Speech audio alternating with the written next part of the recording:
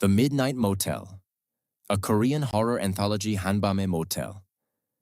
5 nights, 5 strangers, 1 road. They say that motels exist in the space between places. Not quite here. Not quite there. The kind of building that has absorbed the energy of thousands of strangers passing through. Their fears, their secrets, their loneliness, their desperation, until the walls themselves carry a particular weight. In Korea, the old yeogwan, traditional roadside inns that became modern budget motels, have their own mythology. The places where traveling merchants once stopped for the night, where deals were made in the dark, where people became temporarily invisible to everyone who knew them. These are 5 stories from those invisible places. Story 1. The Woman Who Warned Everyone. Junho had been driving for 6 hours when he pulled into the motel outside Daejeon. He was not in good shape. 3 days earlier, he had come home from a work trip to find evidence of something he had been half suspecting and fully dreading for months. He had packed a bag with the things he couldn't afford to lose and had driven away without a plan. The motel was not the first he had seen, but it was the first that looked like his car would still be there in the morning. He checked in, asked the desk clerk where the nearest convenience store was, and bought enough soju to feel very little for several hours. He woke at noon the next day with a headache that confirmed every decision he had made the previous night was wrong. He poured what remained of the second bottle down the bathroom sink, ate too much convenience store food, and went back to sleep. He woke again at 9:30 in the evening to shouting in the parking lot. A woman, standing at the far end of the lot, yelling at the front desk clerk. Junho pulled back the curtain and watched from his room. She was in her late 20s or early 30s, black hair, wearing ordinary clothes that suggested she had not planned to be standing in a motel parking lot screaming at 9:30 at night. He could not make out the words at first. Then he could. "We need to get everyone out. They are all going to die." He stepped outside onto the walkway. More guests emerged from their rooms. Parents guided their children back inside. The clerk was trying to tell her he would call the police. She kept telling him the police would die too. The fear was infectious in the way that genuine fear always is. Not because it made logical sense, but because the woman's voice carried the specific quality of someone who believes completely what they are saying. Junho stood on the walkway and felt the particular sensation of a crowd becoming uncertain. People calculating whether the risk of staying was greater than the risk of looking foolish for leaving. Then she grabbed the clerk's arm. She bit him. Not a warning bite. The bite of someone who has lost the ability to communicate in any other way. The clerk screamed. She released him. The motel manager came out with something in his hand. The woman backed away and then turned and ran for the stairs, toward a young couple on the second-floor balcony holding a baby, reaching for them, begging them to give her the child so it could at least be spared. The father blocked her. She fell down the stairs. The police arrived before she reached him again. She resisted. She was tased. She fell face first onto the parking lot surface. An ambulance came. They strapped her to a stretcher with her face bandaged and drove away with the police following. The motel manager walked around the parking lot asking everyone to please return to their rooms. Everything was under control. Junho went to the convenience store and bought fried chicken and a milkshake and sat in his room watching the parking lot go quiet. Nobody came to kill anyone. The woman had simply broken. Something had happened to her and her mind had chosen the language of external catastrophe for an internal one. Junho sat in his room until 3 in the morning thinking about how sometimes a person's worst fears express themselves as warnings to strangers. He thought about what his own fears might look like, expressed that way. He drove home the next morning. He and his girlfriend talked for a long time. It was not easy, but it was better than a motel room on a highway between cities, which is perhaps the lowest possible bar for better. Story 2. The Ring Mi-young and her husband Sung-ho had taken their 2 children, Jun-woo, who was 6, and their 4-year-old daughter Soyeon, to visit Sung-ho's parents in Incheon. The drive from their home in Busan was long. They stopped at a highway motel for the night rather than arrive at 2 in the morning. The motel was nicer than most. Clean, well-staffed, the kind of place that cost enough to feel secure. They had dinner at a nearby restaurant, came back at 9:30, watched television while the children wound down, and then Sung-ho went to brush his teeth while Mi-young negotiated between Junwoo, who wanted a story about soldiers, and Soyeon, who wanted a story about horses. A knock at the door. Sung-ho came out of the bathroom and answered it. 4 men, 3 younger men, broad and muscular, wearing matching tracksuits. 1 older man, thin, pale, very well dressed. The older man apologized for the late hour with the courtesy of someone who is not actually sorry, and asked if they might come inside to discuss something. Sung-ho said politely that it was not a good time. The older man said he must insist. One of the younger men reached behind his back and brought his hand forward with a gun held low against his thigh. The older man said he was not asking. He was telling. Sung-ho stepped back. The men entered. Mi-young sent both children to the bathroom, Junwoo taking his sister by the hand, her telling him they needed to give daddy space for grown-up talk, him accepting this because he was 6 and she needed him to. The older man sat down. He lit a cigarette. He explained that he and his associates had stayed in this room the previous night and that he had, regrettably, forgotten something. Something valuable. Something that would certainly still be in the room since the motel staff would not be stupid enough to steal from him. He told them to check the nightstand. It was empty. He said then one of them had taken it. He asked them to bring the children out of the bathroom. Mi-young asked his men to confirm the nightstand was empty. Nobody moved. The older man laughed and said that if the nightstand was empty, then one of them had clearly taken his property. When Sung-ho asked what property, the older man said to bring the children out. They said no. He said bring them out quietly, or one of his men would bring them out another way. They brought them out. The older man asked the children, very gently, whether they had found anything while playing in the room. Both children shook their heads. He asked again. They shook their heads again. He asked Mi-young and Sung-ho what they expected him to do with this information. He leaned forward. He asked, and Mi-young would hear this question for years afterward, whether his associate was going to have to hurt them in front of their children. He repeated the question when they didn't respond. Soyeon began to cry. The older man told her parents what she was crying about was their fault. Sung-ho's hand shook with anger. Then Mi-young looked at Junwoo. His free hand was in the pocket of his pajamas. She watched him pull something out and hold it up. A ring. Gold, with what appeared to be a large gemstone surrounded by smaller ones. Something a 6-year-old boy had found in a motel room and quietly pocketed the way 6-year-old boys pocket things without understanding the weight of what they are holding. The older man laughed. The genuine laughter of someone who has done this kind of thing many times and finds it never entirely loses its interest. He gestured for Junwoo to bring it over. Junwoo walked to the older man and placed the ring in his hand and turned to run back. The older man grabbed his wrist. Mi-young heard herself say, "Please don't." The older man looked at Junwoo for a long moment. He said it was not the stealing that was the problem.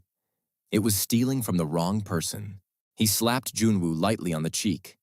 Not hard, a gesture of punctuation rather than punishment. He said the boy had Byeongkim non gusi. The family did not sleep in the room.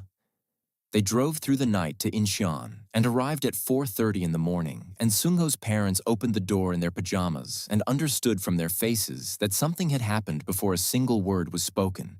Mi-young and Sung-ho talked to Junwoo the next morning, firmly about stealing, about the consequences, but carefully because he was 6 and had done the bravest and most consequential thing of his life by producing that ring when he did, even if he had not known that's what he was doing. He remembered none of it, he said, by the time he was 10. Mi-young remembered all of it. She thought she always would. Story 3. The Woman in the Next Room. Yoonji was a college student driving home for winter break. She always stopped at the same highway motel. Single-story, L-shaped, faded paint, the kind of place that had probably looked exactly the same in 1985. It was 10 hours from her university and 10 hours from her parents' house, which made it the obvious midpoint. She parked in front of her room and was locking her car when the door of the adjacent room opened, and a woman walked out looking at her phone and walked directly into Yoonji without slowing down. The woman looked up and told Yoonji she was a stupid bitch who should watch where she was standing, then continued walking without breaking stride. Yoonji stood by her car and laughed quietly at the audacity of it, relieved she was only here for one night. She drove to the fried chicken restaurant down the highway for dinner. In the parking lot, a man approached her. He was polite, maybe 40, ordinary looking. He said his wife had recently suffered a breakdown after the sudden death of her parents. She had driven away from home, believing she was going to find them. He had been trying to locate her for days. He was very worried she might hurt herself or someone else. He showed Yoonji a photograph. It was the woman from the motel parking lot. Yoonji looked at the photograph for a long time. She told him she hadn't seen anyone matching that description and took down his phone number in case she did. She drove back to the motel. She stood outside the adjacent room for a full minute before knocking. The curtain moved. Then the woman's voice from inside, guarded. "What do you want?" Yoonji said she had something to tell her, and it was better to say face to face. The door opened a crack. The woman peered out from the darkness inside. Yoonji asked whether her parents had recently passed away. The woman's expression went through several things very quickly. Confusion, then calculation, then a particular kind of fear that Yoonji recognized as the fear of someone who has been found. Her parents were fine. Her father had died years ago. Her mother was alive. The woman went pale. She asked Yoonji to come inside. She told her story quietly, without self-pity, in the tone of someone who has processed the facts of her situation until they no longer shock her. Years of escalating violence. The specific and patient cruelty of someone who knows how to hurt without leaving evidence. The decision made when she understood that the trajectory had only one endpoint.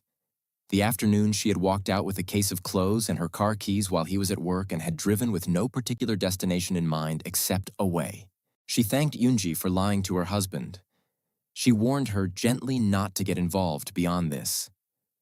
Yoonji went to bed feeling, as she drifted off, that she had done something genuinely good.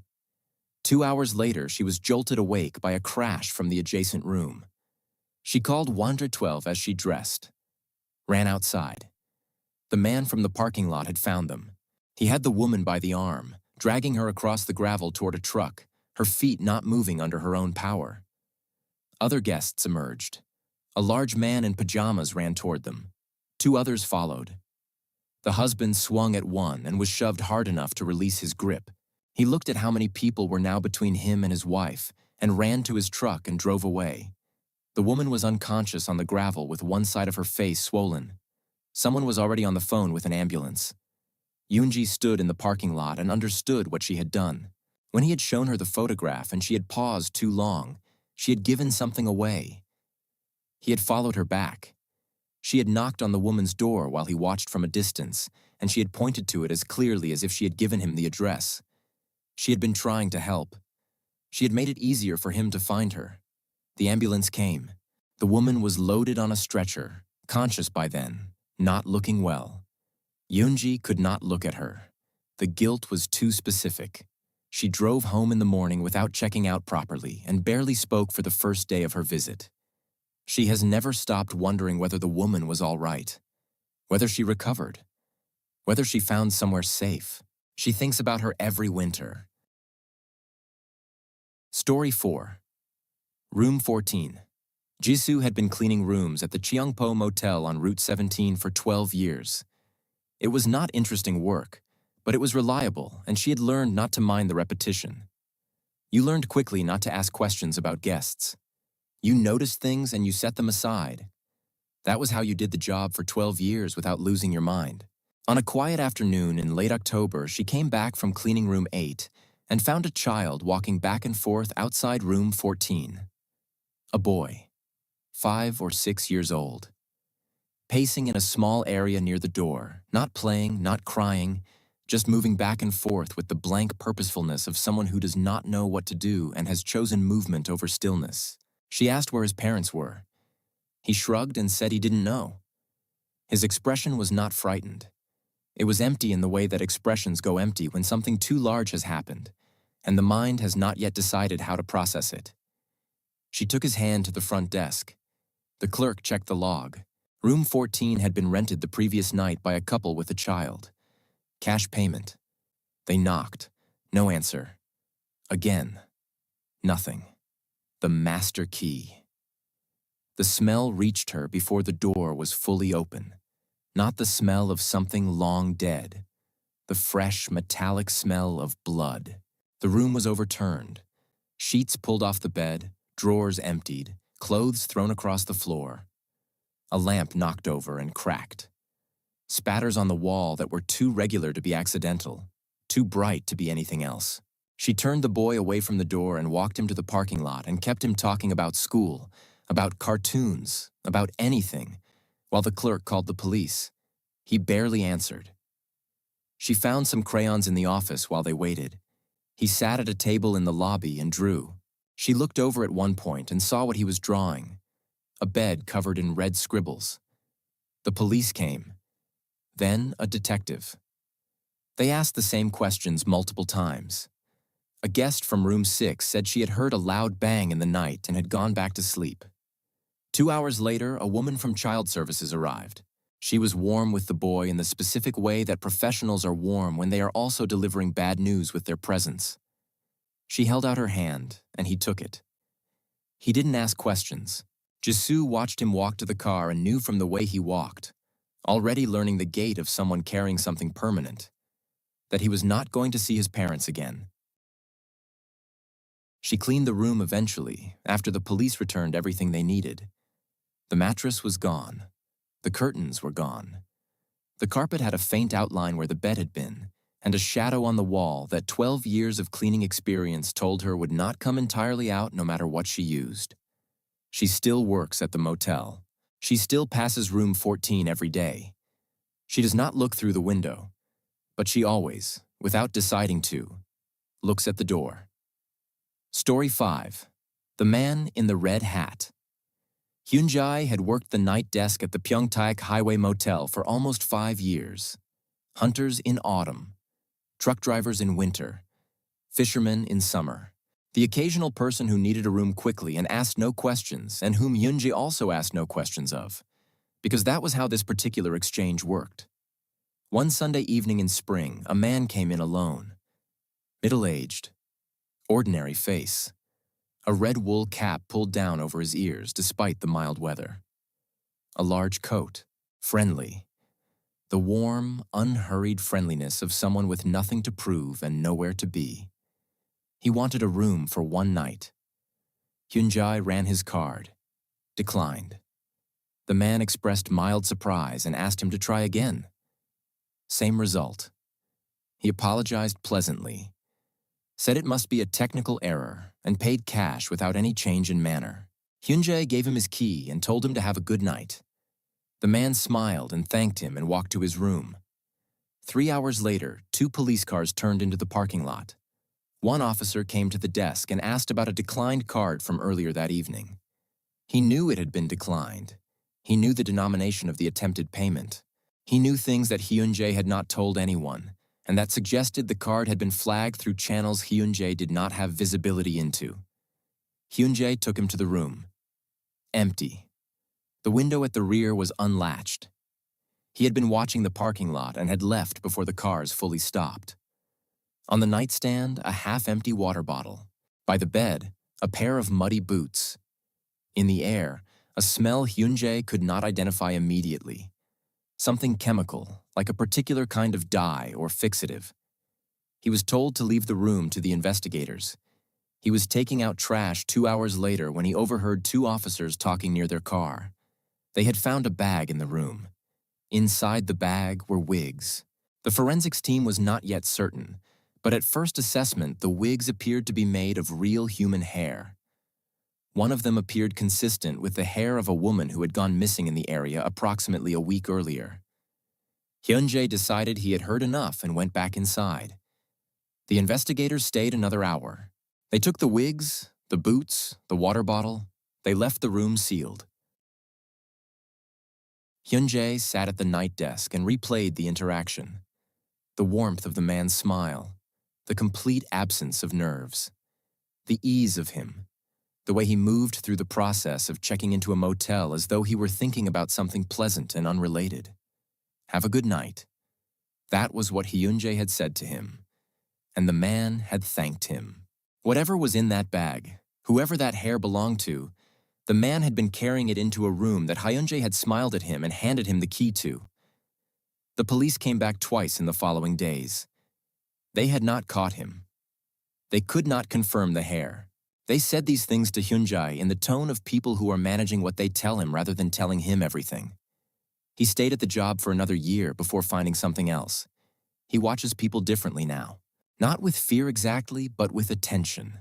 The specific attention you develop when you have learned that the most dangerous thing in a room sometimes looks exactly like the most ordinary one. He thinks about the man in the red hat sometimes. He hopes someone eventually found him. He's not sure they have.